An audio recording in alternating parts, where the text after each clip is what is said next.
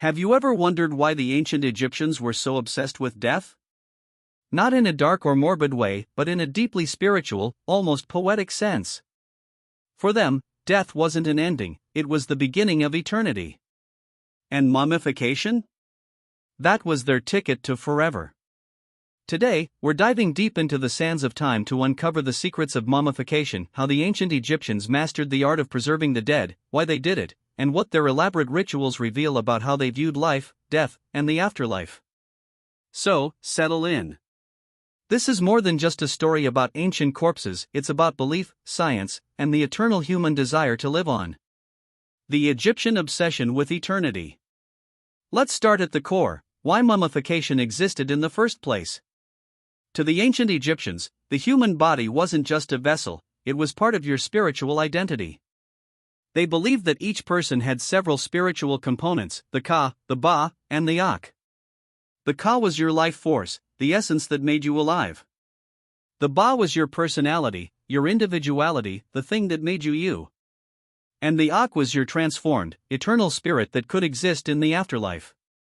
But here's the catch: for the Ka and Ba to survive, the physical body had to stay intact. If the body decayed, your soul couldn't recognize its home, and that meant you'd be doomed to wander forever, never achieving peace in the afterlife. So, to keep the Ka and Ba happy and to make sure the spirit could return to its body, the Egyptians began trying to stop decay. At first, it was pure accident. In the early days, around 3500 BC, people buried their dead directly in the hot, dry sand of the desert. The sand naturally dehydrated the body, sucking out moisture and preserving skin and bone. When people saw that these desert burials stopped decay, they thought it was divine. Soon, intentional preservation became a sacred craft, one that would evolve over thousands of years into one of the most sophisticated mortuary sciences in history. From nature to art, the birth of mummification. Imagine you're living around 2600 BCE, during Egypt's Old Kingdom. The pharaohs are building pyramids, priests chant hymns to Ra and Osiris, and life revolves around the Nile. At this point, Egyptians are no longer burying bodies in open sand. They're building tombs, grand, enclosed chambers made of stone. But here's the problem: inside those tombs, the bodies started to rot. Without the desert's natural heat and dryness, decomposition took over. This was unacceptable. The whole point of mummification was to preserve the body for eternity, not let it decay in the king's tomb. So embalmers began experimenting. They tried removing internal organs, the parts that rot fastest, and treating the body with natural salts, oils, and resins. Slowly, what started as trial and error turned into a ritualized, almost medical process. By the time of the New Kingdom, around 1550 BCE, mummification had become an art form, a spiritual science, guided by centuries of practice and religious meaning. Inside the workshop of immortality. Now, imagine stepping into an ancient embalming workshop. It's quiet but purposeful, dimly lit, filled with the smell of incense, oils, and natron. The body of the deceased lies on a stone table, and a team of embalmers, men trained in this sacred art, begin their work. The first thing they do is purify the body. They wash it with water from the Nile, which was considered sacred. The Nile represented life, so this washing wasn't just cleaning, it was symbolic rebirth. Next comes the removal of the brain, one of the most famous and misunderstood parts of mummification. They didn't value the brain much, they believed intelligence and emotion resided in the heart. So, embalmers would insert a hooked metal instrument through the nose and carefully pull out the brain piece by piece. Sometimes they'd liquefy it and drain it out. It sounds gruesome to us today, but to them, it was just part of preparing the vessel for eternity. After that, they turned their attention to the abdomen. A small incision was made on the left side, and the internal organs, stomach, liver, lungs, and intestines, were removed. Each was cleaned, dried, and treated with natron, a naturally occurring salt mixture. These organs weren't discarded. Instead, they were placed in special containers called canopic jars, each protected by one of the four sons of Horus. The liver was guarded by Imseti, who had a human head. The lungs by Hapi, the baboon-headed god. The stomach by Duamutef, the jackal-headed guardian. And the intestines by Kabasanuf, who had a falcon's head. The heart, however, was left inside the body. It was the seat of emotion, intelligence, and morality, the organ that would later be weighed in the afterlife against the feather of truth by the god Osiris. The magic of Natron, nature's perfect preservative. With the organs out, the embalmers now had to stop the body from decaying. The secret ingredient? Natron. Natron is a naturally occurring salt found in dry lake beds in Egypt. It's a mix of sodium carbonate and sodium bicarbonate, basically, nature's desiccant. It sucks out moisture faster than modern chemicals can. They covered the body in natron inside and out for about 40 days. During this time, the body would slowly dry out, shrinking and hardening. When the body was completely dehydrated, it would be washed again and rubbed with oils to make the skin flexible and lifelike. The process was both scientific and spiritual. Every step was accompanied by prayers and rituals to help guide the soul safely to the next world. The art of wrapping, bandages of eternity. Now came the part we all picture when we think of mummies, the wrapping. But this wasn't a quick job. It could take 2 full weeks to wrap a single body.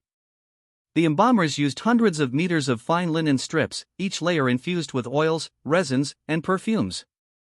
They didn't just wrap the body like a roll of cloth. Every finger, every toe, every limb was carefully bandaged.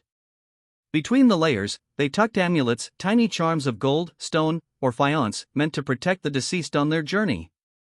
One of the most important amulets was the scarab beetle, symbolizing rebirth. Another was the Eye of Horus, a sign of healing and protection. As they wrapped, priests recited passages from the Book of the Dead, invoking spells to ensure safe passage to the afterlife. When finished, the wrapped mummy looked almost regal, coated in resins that gave it a glossy, dark finish, ready to be placed inside a beautifully painted coffin. The final farewell. Once the mummy was complete, it was time for the final ceremony, the opening of the mouth. This was one of the most important rituals in ancient Egypt. A priest would touch the mouth and eyes of the mummy with a special tool, symbolically restoring the senses of sight, speech, and breath, allowing the deceased to live and speak again in the afterlife. Afterward, the mummy was placed in a series of nested coffins, often 3, sometimes more, each elaborately decorated with hieroglyphs, prayers, and images of gods. Finally, the coffins were sealed inside a tomb filled with treasures, food, and possessions, everything the soul might need for eternity. To the Egyptians, death wasn't something to be feared. It was just the next stage of existence.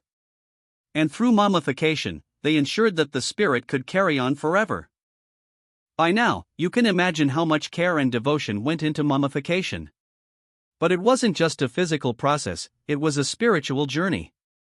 Every cut, every prayer, every linen band, all of it reflected a belief system built around one central idea: life continues after death. The journey beyond death. To the ancient Egyptians, the afterlife was not some abstract paradise floating in the sky. It was tangible, a mirror image of the life they already knew. They called it the field of reeds, a place where the air was always sweet, the crops always ripe, and loved ones reunited forever. But you didn't just stroll into this paradise. You had to earn your way there. The path to the afterlife was full of challenges: demons, gates, tests, and the final judgment before Osiris, the god of the dead. This is where the Book of the Dead came in, not an actual single book, but a collection of spells and instructions, customized for each person. It was like a spiritual travel guide, written on papyrus scrolls, placed inside the tomb to help the deceased navigate eternity. One of the most powerful moments in this journey was the weighing of the heart. In this scene, the deceased's heart was placed on a golden scale opposite the feather of Maat, the goddess of truth and order. If your heart was heavier than the feather, burdened by lies and sin, it would be devoured by Ammit, a terrifying creature part crocodile, lion, and hippopotamus. If it was lighter, you were declared pure and welcomed into the field of reeds. And this is why mummification mattered so much. Without the heart, the soul couldn't even show up for judgment. Without a preserved body, the Ka and Ba would lose their anchor. It was all connected. By now, you can imagine how much care and devotion went into mummification. But it wasn't just a physical process, it was a spiritual journey. Every cut, every prayer, every linen band, all of it reflected a belief system built around one central idea: life continues after death. The journey beyond death. To the ancient Egyptians, The afterlife was not some abstract paradise floating in the sky. It was tangible, a mirror image of the life they already knew. They called it the Field of Reeds, a place where the air was always sweet, the crops always ripe, and loved ones reunited forever. But you didn't just stroll into this paradise. You had to earn your way there. The path to the afterlife was full of challenges, demons, gates, tests, and the final judgment before Osiris, the god of the dead. This is where the Book of the Dead came in, not an actual single book, but a collection of spells and instructions, customized for each person. It was like a spiritual travel guide, written on papyrus scrolls, placed inside the tomb to help the deceased navigate eternity. One of the most powerful moments in this journey was the weighing of the heart. In this scene, the deceased's heart was placed on a golden scale opposite the feather of Maat, the goddess of truth and order. If your heart was heavier than the feather, burdened by lies and sin, it would be devoured by Ammit, a terrifying creature part crocodile, lion, and hippopotamus. If it was lighter, you were declared pure and welcomed into the Field of Reeds. And this is why mummification mattered so much. Without the heart, the soul couldn't even show up for judgment. Without a preserved body, the Ka and Ba would lose their anchor. It was all connected. Mummification for all, from pharaohs to commoners.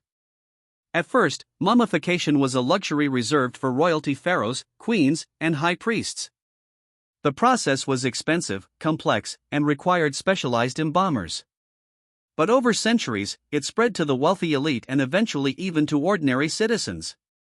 By the time of the late period, around 600 BCE, almost everyone who could afford it wanted to be mummified, even animals. Yes, animals. The Egyptians mummified cats, dogs, ibises, crocodiles, falcons, and bulls, not as pets, but as sacred offerings to the gods they represented. For example, the cat was associated with Batet, goddess of home and fertility. Millions of mummified cats have been found in Egyptian tombs and temples, carefully wrapped, sometimes even wearing little golden masks. The sheer scale of it is staggering. Archaeologists have uncovered entire burial sites filled with animal mummies, spiritual gifts left by worshippers seeking divine favor. So, mummification wasn't just a way to preserve life after death, it was a bridge between humans and the divine. The embalmers, keepers of sacred knowledge. Let's talk about the people behind the magic, the embalmers themselves. These were not ordinary workers. They belonged to a special priestly order known as the Hem-Netjer, meaning servant of the god.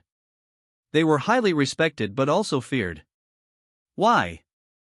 Because they worked with death, and death carried spiritual power. Their workshops were called Wabat, the pure places. Entry was restricted, and rituals ensured purity before touching the deceased.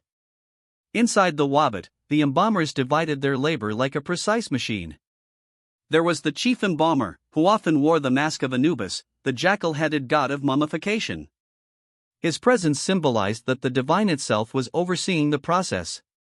Then there were assistants who handled the drying, oiling, and wrapping, and priests who chanted sacred words at each step. Every act was deliberate. When they removed the organs, they weren't just cleaning, they were symbolically transforming the body from mortal flesh into an eternal vessel. Imagine standing there, the air thick with resin and incense, faint chants echoing off the walls, the body slowly becoming more than human. It was as if the embalmers were crafting immortality with their own hands. The science hidden in ritual. Here's something fascinating: beneath all the spiritual symbolism, the Egyptians had developed real scientific insight. They may not have used modern microscopes, but their understanding of anatomy and chemistry was remarkable. By removing moisture, they prevented bacterial growth. By coating the body in resins, natural antiseptics, they sealed it from decay. Even the oils they used, like cedar oil and frankincense, had antimicrobial properties. It's easy to overlook, but this was one of humanity's earliest forms of applied chemistry. And what's even more impressive is that they refined it over millennia. The best preserved mummies we have today, like those of the New Kingdom nobles, still have skin, hair, and even fingerprints intact after more than 3,000 years. Modern science has studied these mummies with CT scanners and DNA sequencing, revealing how meticulous the embalmers were. They used beeswax to seal nostrils, linen plugs to support facial features, and precise resins to maintain color and structure. So, yes, The Egyptians were mystics, but they were also pioneers of early forensic science.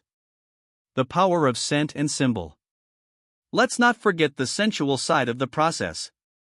Mummification was not just about preservation, it was also about transformation. The oils and perfumes used, myrrh, frankincense, cedar, juniper, turned the body into something sacred. Smell was powerful to the Egyptians. The word for to smell was also the word for to perceive the divine. So when a body was anointed with fragrant oils, it wasn't just to hide the odor of decay, it was to make the deceased smell divine, worthy of the gods. Even color had meaning. Gold represented the flesh of the gods, blue and green represented rebirth. Coffins and masks were painted in these tones to help the soul cross into eternity wrapped in divine symbolism. The pyramid connection. Now, you might be wondering, how did all this connect to the pyramids, those towering icons of Egypt? The pyramids were, in a sense, gigantic resurrection machines. Inside their labyrinthine corridors lay everything the pharaoh needed for eternal life: food, jewelry, servants, sometimes tragically sacrificed, and, of course, the mummified body. The very shape of the pyramid rising from the earth to a single point in the sky symbolized the pharaoh's soul ascending to join the gods. But even in those monumental tombs, the mummy was the heart of it all.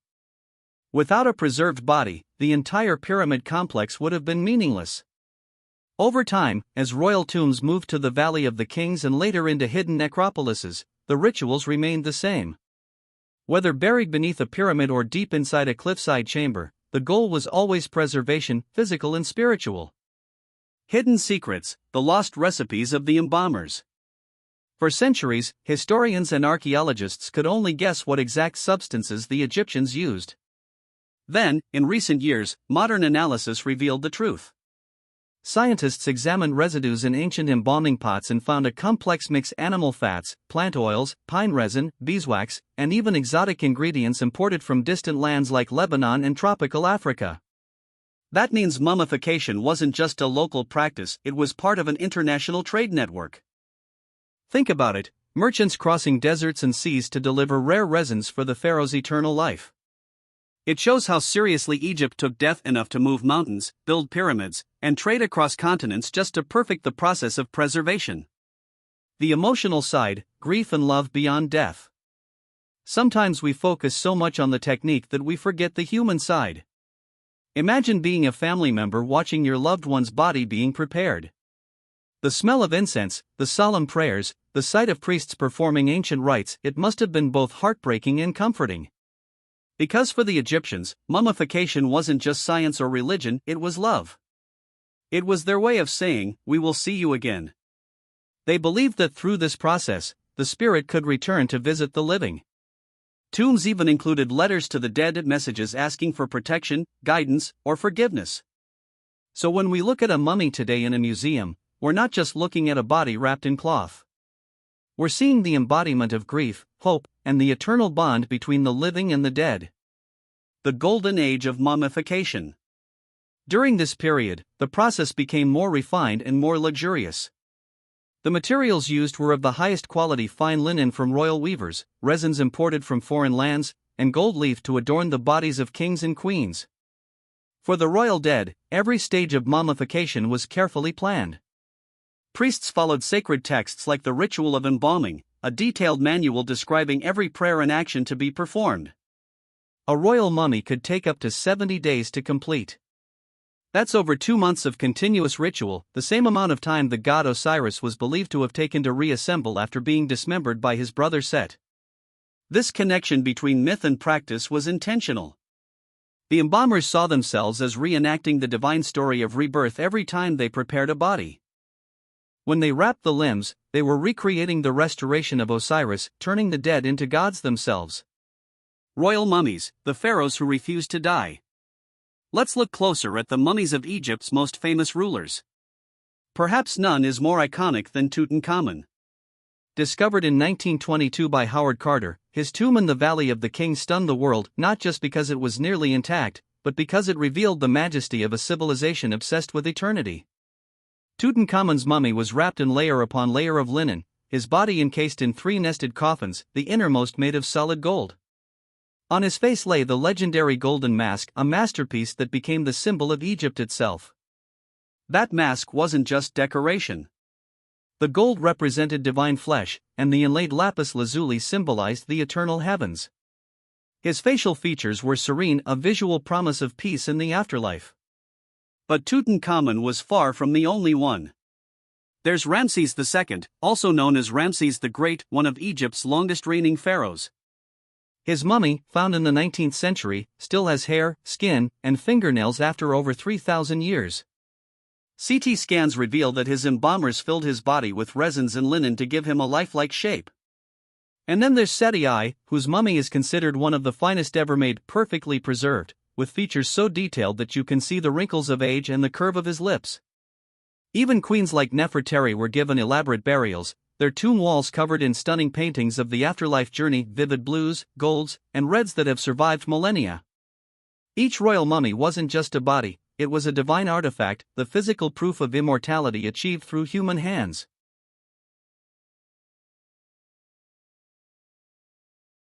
The tomb as a universe. To understand mummification fully, we have to look beyond the body, to the tomb itself. For the Egyptians, the tomb was not just a grave. It was a microcosm of the universe, a sacred space that connected the world of the living to the eternal cosmos. Every object inside had a purpose. Food, wine, clothing, weapons, even board games, all placed carefully so the deceased would have everything needed for eternity. Statues of servants, called shaptas, were included to perform labor in the afterlife, freeing the soul to enjoy rest. Walls were covered in hieroglyphic texts and illustrations, depicting the deceased's journey through the underworld, meeting gods, reciting spells, and passing tests. These were not just decorations, they were spiritual technology. Words themselves held magic, and to write them on the walls was to make them real. So, the mummy, the tomb, and the texts were all part of a grand system, a unified path to eternity. The hidden truth, mistakes and failures. But not every mummification went perfectly. Some were rushed or poorly done, especially in times of crisis or corruption. In certain cases, embalmers reused old materials or skipped steps to save time or money. There are even mummies found with missing organs, dislocated limbs, or excessive resin poured into the body cavities, signs that the process didn't always go according to plan. In one famous example, when archaeologists unwrapped a mummy from the Third Intermediate Period, they found that the embalmers had stuffed the chest with random materials, sawdust, mud, even onions, to give it shape after poor preservation. Still, even these flawed mummies reflected faith. Families believed that as long as the basic rituals were done, the soul could still reach the afterlife. The intention mattered as much as the craftsmanship. The mystery of the mummy's curse. No story about mummies would be complete without mentioning the legendary curse. When Howard Carter opened Tutankhamun's tomb in 1922, a rumor spread that anyone who disturbed the resting place of the pharaoh would die mysteriously. And when several people connected to the excavation, including Lord Carnarvon, Carter's patron, died soon after, newspapers went wild. The curse of the pharaohs became an international sensation. But here's the truth, there's no real evidence of any curse. What probably happened is that many tombs, sealed for thousands of years, contain mold spores and bacteria that could make people sick. Combined with coincidence and media hype, the legend grew. Still, it's fascinating how even in modern times, we can't shake the aura of power surrounding these ancient burials. The Egyptians believed their dead were protected by powerful gods, and in a way, the fear that still surrounds their tombs is proof that we still feel that magic. The decline of mummification. As centuries passed, Egypt changed. Foreign invasions, new rulers, and eventually new religions began to reshape the land of the Nile. By the time of the Ptolemaic and Roman periods, mummification continued, but the rituals became less elaborate. Instead of full-body wrappings with separate layers and amulets, embalmers began painting mummy portraits, stunningly lifelike images of the deceased placed over the face. These portraits, known as Fayum portraits, are among the most haunting artworks of the ancient world. They blend Egyptian beliefs with Greek and Roman artistic styles, showing the transition of Egypt from ancient empire to multicultural crossroads. Eventually, with the spread of Christianity around the 4th century CE, mummification faded away. The focus shifted from preserving the body to saving the soul through faith. The old gods Osiris, Anubis, and Isis slowly gave way to new beliefs. But their influence never truly disappeared. The Egyptian idea of the soul's judgment, eternal life, and resurrection would echo through later religions and cultures for millennia. Rediscovery, when the mummies returned to the world. For thousands of years, the tombs of Egypt lay hidden, buried beneath sand and forgotten by time. Then came the age of exploration and archaeology. In the 18th and 19th centuries, European travelers began uncovering the remains of the pharaohs. To them, mummies were exotic curiosities. Some were displayed in parlors or even unwrapped at parties, a shocking trend called mummy unwrapping, where spectators watched as ancient linen was peeled away to reveal the preserved dead beneath. It was part fascination, part ignorance, a misunderstanding of the deep spiritual significance these bodies once held. But over time, science took over from spectacle. Archaeologists began to treat mummies with respect, using careful excavation and conservation methods. Today, technologies like CT scanning and DNA analysis allow researchers to look inside mummies without unwrapping them, preserving their integrity while revealing incredible details about diet, disease, and life in ancient Egypt. Modern analysis has even reconstructed the faces of pharaohs, showing us, with eerie accuracy, what they look like when alive. It's like the mummies are speaking again, after 3,000 years of silence. The echo of immortality. What makes mummification so powerful isn't just the science, it's the story. The Egyptians dared to do what humanity has always dreamed of, to defeat time. They looked at the body, fragile, temporary, and said, "No. You will last forever." And somehow, they succeeded. Their mummies still exist. Their names are still spoken. Their faces are still recognized. In a way, that's the truest immortality of all, not through magic, but through memory. Modern science meets ancient magic. Today, researchers have tools that ancient embalmers could only dream of. CT scanners, DNA sequencing, infrared imaging, all of these have opened a new chapter in our understanding of mummification. For example, CT scans of mummies reveal the meticulous care embalmers took to preserve facial features. They packed the cheeks and eyes with linen or resin to maintain a lifelike appearance, ensuring the person would be recognizable in the afterlife. DNA analysis has uncovered family relationships among royal mummies, revealing lineages that were lost for thousands of years. We now know, for instance, that Tutankhamun was likely the son of the mysterious heretic king Akhenaten and that he suffered from malaria and congenital bone issues, possibly caused by inbreeding among the royal line. Even chemical analysis of embalming materials has rewritten what we thought we knew. Scientists have found mixtures of animal fats, plant oils, cedar and juniper resin, and rare imported substances like bitumen and elemi, a resin from tropical trees thousands of miles away. That means mummification was part of a global economy. Egypt wasn't an isolated kingdom, it was connected by trade routes stretching across Africa, the Near East, and even into Asia. So while mummification was spiritual, it was also a reflection of economic power, chemistry, and scientific curiosity. The unwrapping without touching. In the past, studying a mummy meant literally unwrapping it, a process that destroyed much of its context and sometimes the body itself. But now, CT scans let scientists look inside without disturbing a single bandage.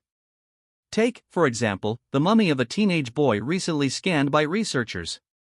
Inside his wrappings, they discovered 49 amulets of gold and semi-precious stones, arranged in precise patterns across his body. Each one had a purpose: protection, resurrection, or spiritual guidance. There was even a golden tongue placed inside his mouth, believed to allow him to speak in the afterlife.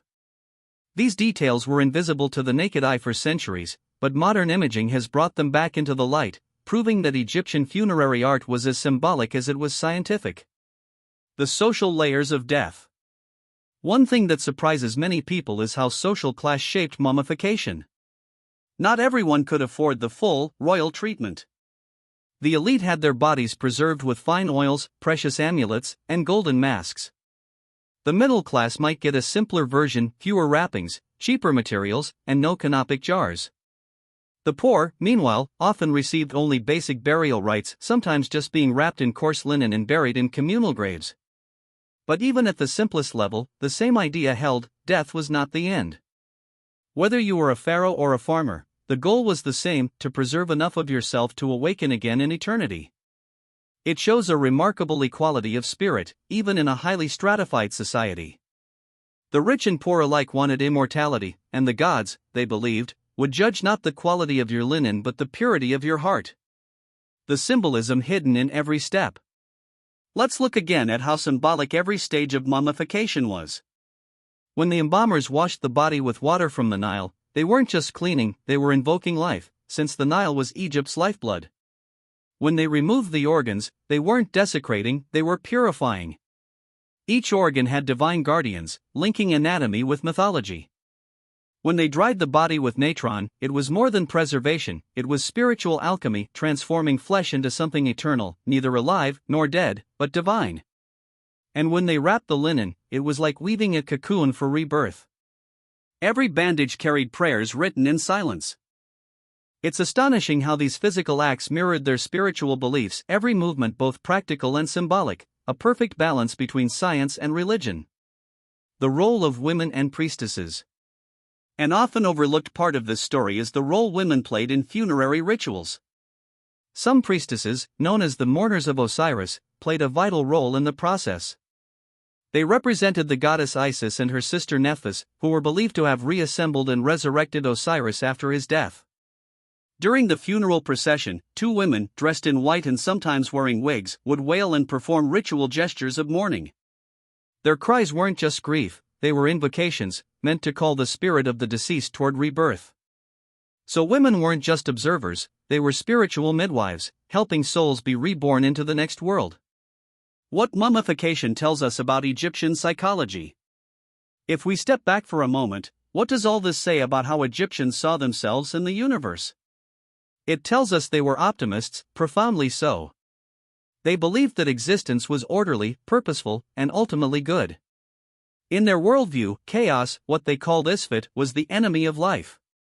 The entire purpose of mummification, tomb construction, and funerary texts was to fight against that chaos and maintain Ma'at, the balance of the cosmos. They saw death not as destruction but as transformation. To die was to enter a cosmic cycle, to join the gods in maintaining the balance of creation. That's a radically different way of seeing mortality, one that offers a strange comfort even today. The eternal work of Anubis. No figure embodies this better than Anubis, the jackal-headed god of embalming.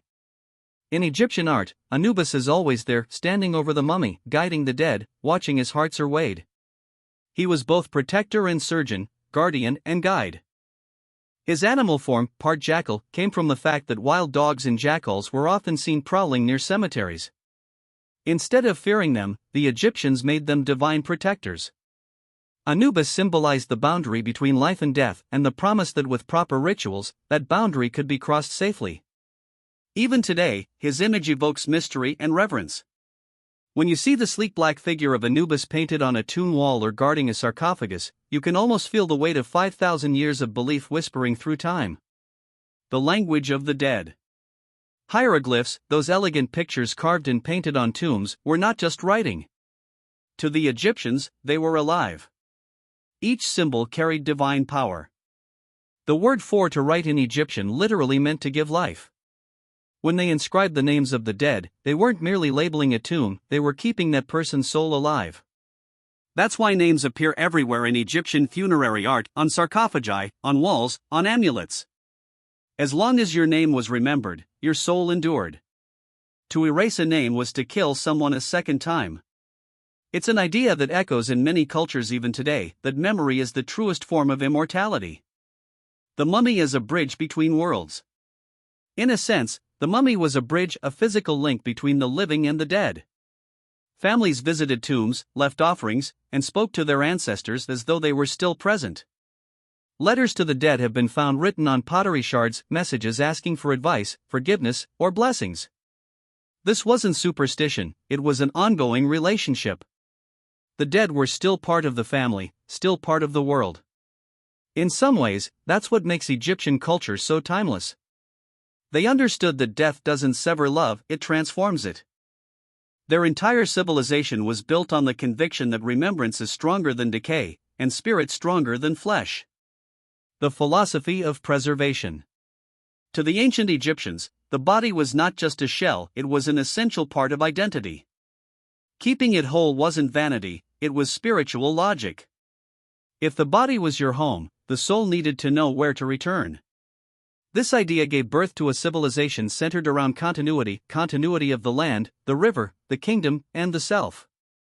It's no wonder that Egypt's monuments are built to last. Everything they made, from stone temples to painted tombs, was designed to defy time.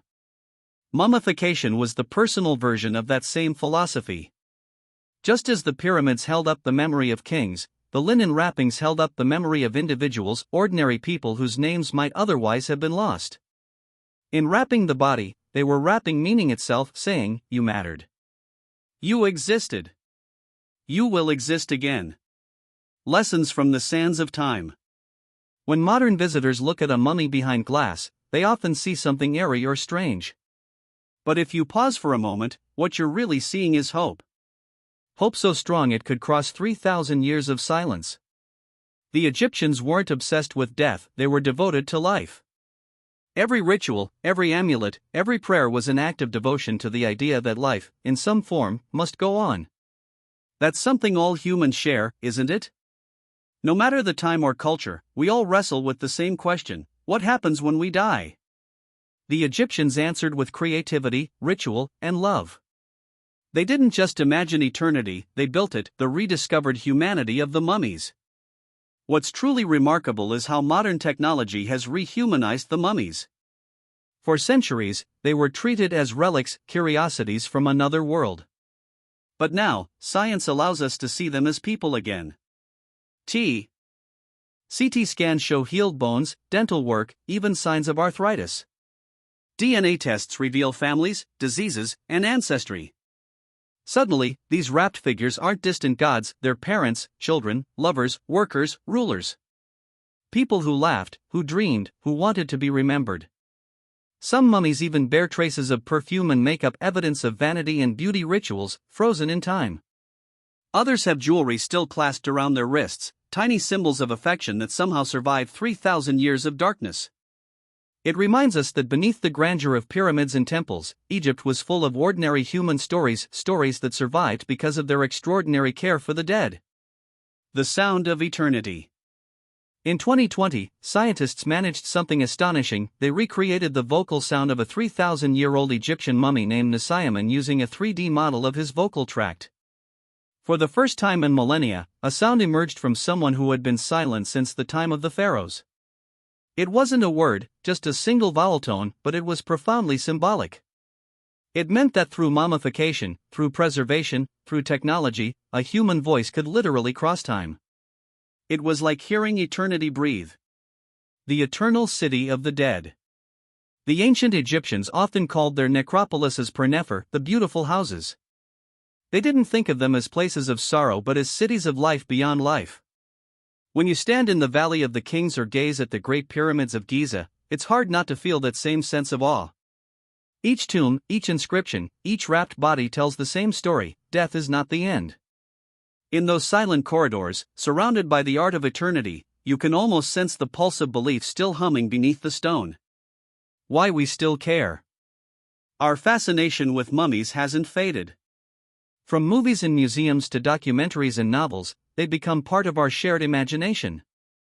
But beyond the myths and Hollywood versions, there's something more profound that draws us in.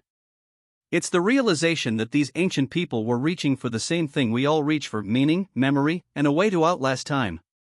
When we look at a mummy, we're not just looking back, we're looking in a mirror. Because deep down, every human being wonders, how will I be remembered? Will something of me endure? The Egyptians answered by preserving the body. Today, we preserve our lives through stories, art, digital memories, our own form of mummification, in a way. We're all trying to leave something behind that says, "I was here." The eternal Nile. Think of the Nile River flowing through Egypt for thousands of years, carrying life to the desert. The Egyptians saw it as the embodiment of eternity, the artery of their world. Every sunrise over its waters reminded them that rebirth was possible, that death was just another kind of dawn. So when they preserved their dead, they were imitating nature itself. The flood would come, the fields would bloom again, and just as the land renewed, so too would the soul. It's poetic and scientific all at once, an ancient truth expressed through ritual and faith.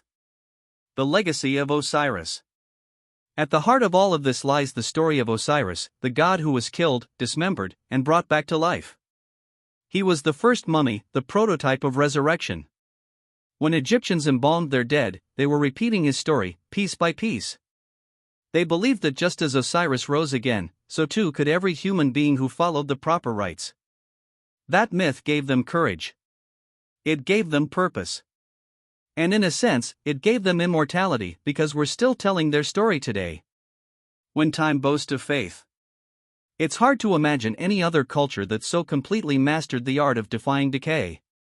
Other civilizations left ruins, but Egypt left faces. Faces that stare back at us from behind glass, unblinking, eternal. That's what mummification achieved, not just the physical preservation of a body, but the preservation of identity across the abyss of time. The ancient Egyptians may have believed they were preserving the soul's vessel. In reality, they preserved something else, their entire civilization's memory, their philosophy, their humanity. Time bowed to their faith. Closing reflections. So the next time you see a mummy, whether in a museum, a documentary, or even a photograph, take a moment. Don't just think of linen and dust. Think of love. Think of devotion. Think of a people who looked at death and said, "We will not vanish." Their hands wrapped the bodies of their loved ones with tenderness. Their prayers filled the silence of tombs with hope. Their stories carved into stone still whisper to us today, life goes on. And in that whisper, that eternal echo from the land of the Nile, we hear not the end of life, but the beginning of forever.